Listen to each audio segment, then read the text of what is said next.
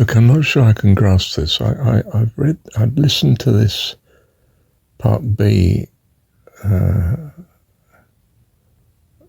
above, in particular the recording just before this, and I can't quite grasp what's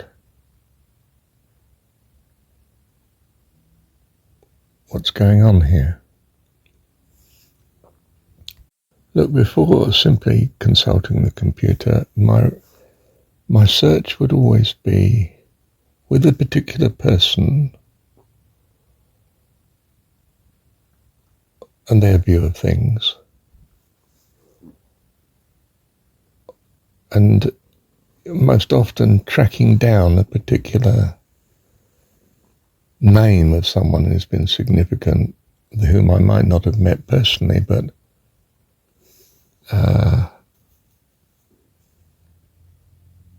I particularly remember and relate to, familiarity with,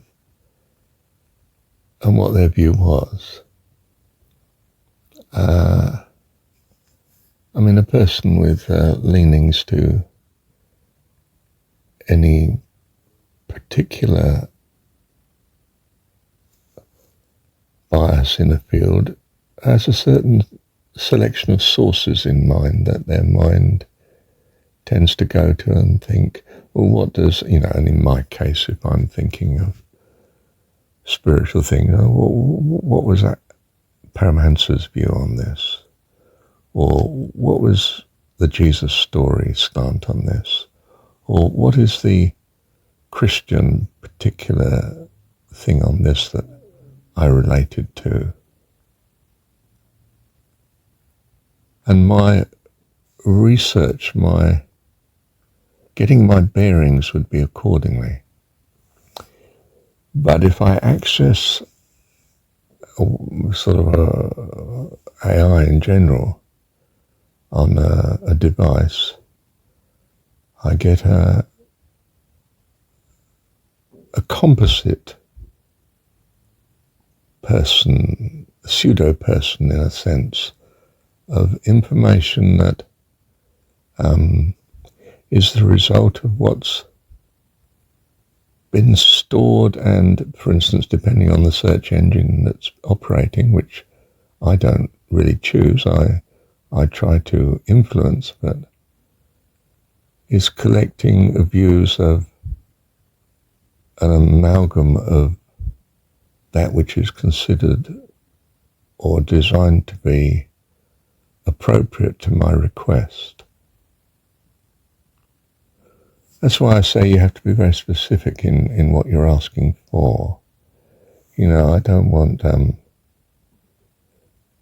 I wouldn't want, and the search engine the search may not bring up certain what are considered marginal or periphery or extremist views, way out ideas about what I might consider to be way out. It might be extreme fantasy, like, if you like, fairyland views, away with the fairies, or something that's extremely non-spiritual, like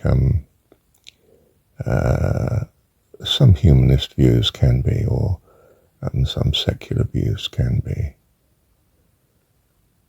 Modern science attempts to be, and so on. And the search engine might, for instance, be picking up the most usual words associated with what I have indicate I'm asking for results on, and therefore simply give me the most exercised or accessed views, the most normal, appropriate next words even to the words that I put into the machine. I'm not dealing with a person that has an autonomous, even consistent notion of values, but one that is simply pulling out data according to a particular structure exercised in the search, with a bias or lack of such that is not normal to what I think of as relationship to others, which is dominated by, quite simply, what I've taken to and liked in the past. That's why I say AI in some sense focuses on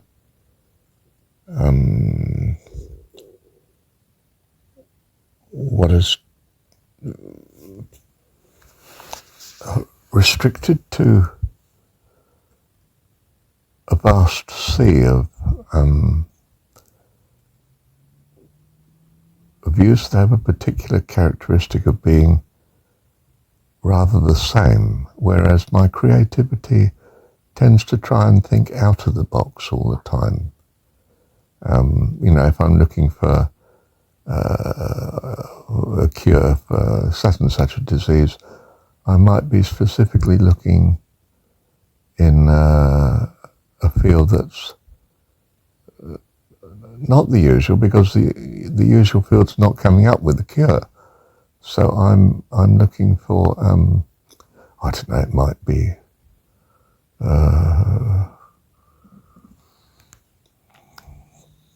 homeopathic cure or something, or cure by healing and positive thinking or something.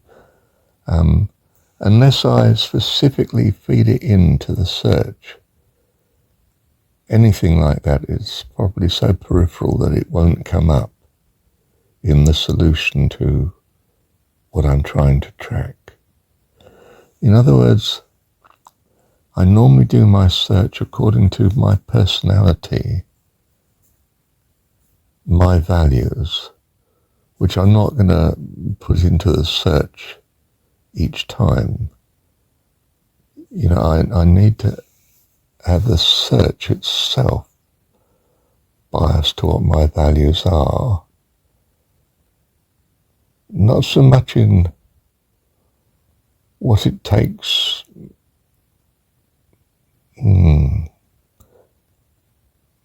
Well, I can't, it's laborious going into it all, but what I'm saying is simply that I relate to persons with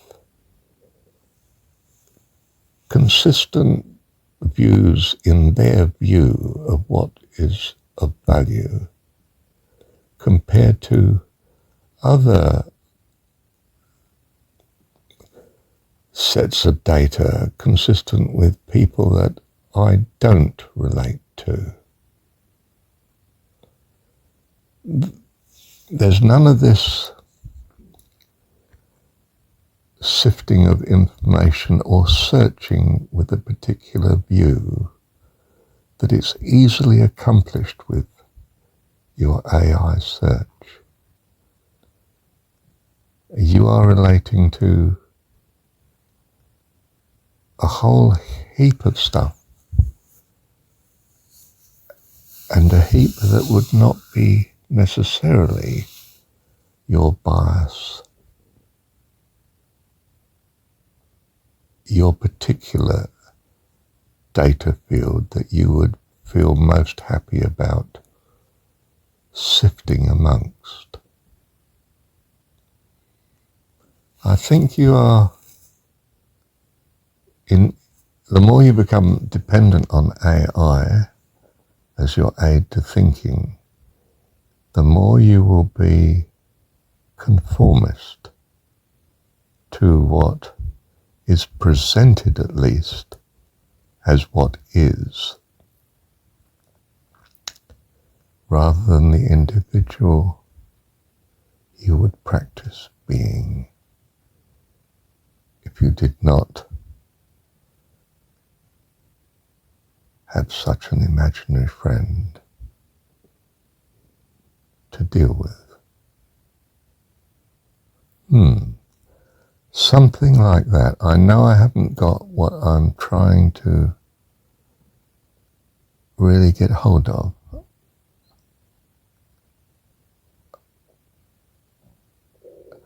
But I am concerned that the more I shift into it, the less I will be able to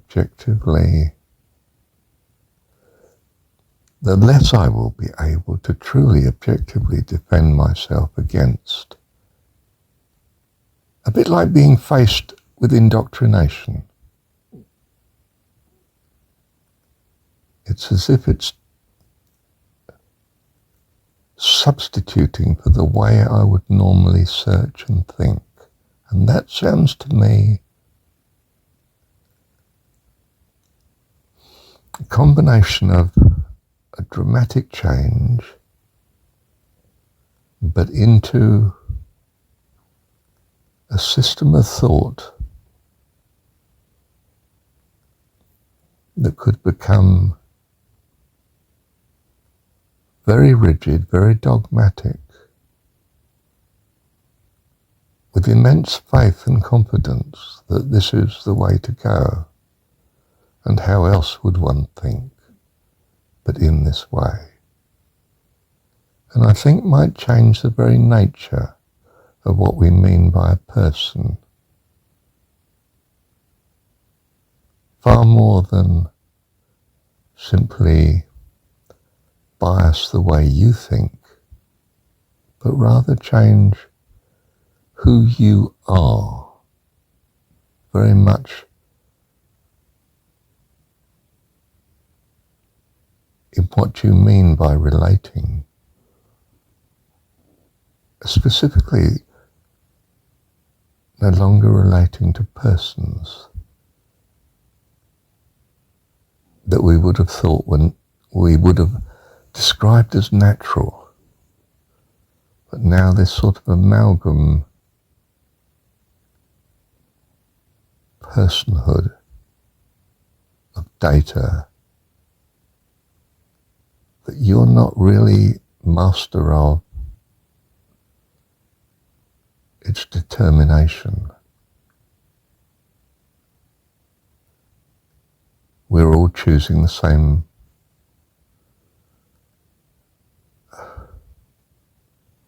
mishmash of a particular bias. It might be, as I say, the bias to that which is most often stated or inputted into the data, or it might be whatever that is, but sifted according to a particular bias that's put into your search engine that you're selecting unawares.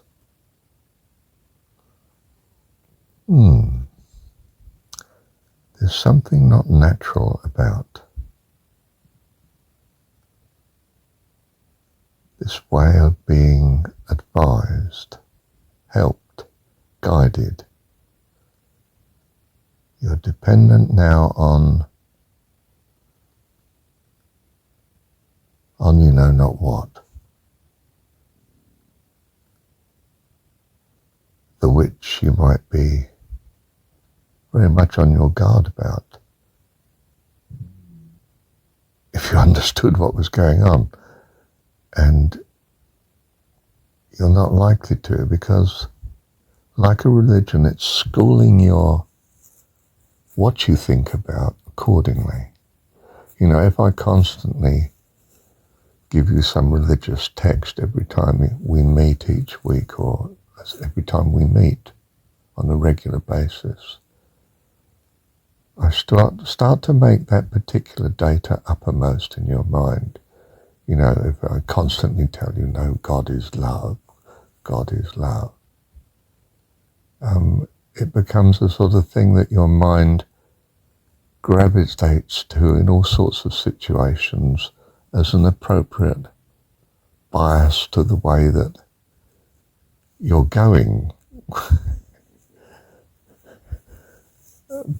Because it's simply so often presented to you it becomes the backdrop of what's influencing what you're thinking.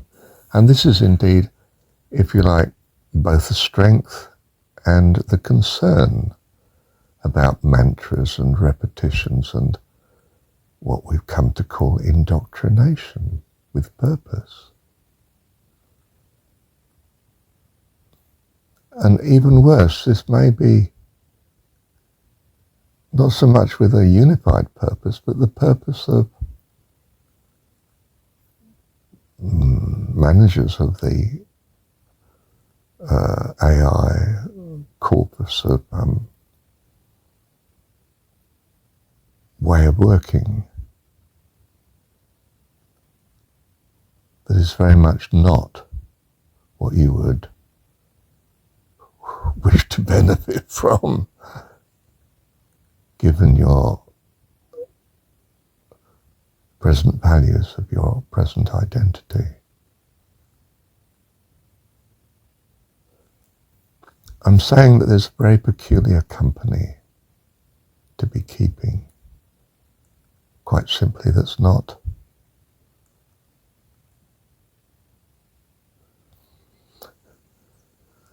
the sort of thing of natural personhood, but much more the sort of thing of unnatural, like religious impositions or cultural impositions that certainly haven't been built simply from the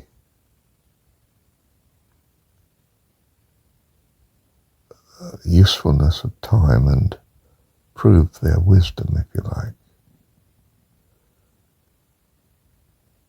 but much more is influenced by waves of current ways of looking at things in general, current input of such and data, than you would have as your personal personhood of values and individuality of interest,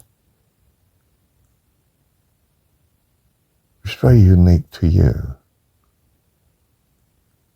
And this seems to, in particular, swamp such uniquenesses in a society, bringing about conformity much the way in which a religion does. What do you think? And in particular, what do you think independently, as if you hadn't received this AI friendship already to influence your thinking on such? My goodness, I think I've got nearer to what I mean. Thank you, Heavenly Dad. Yes, going back to the beginning of this recording,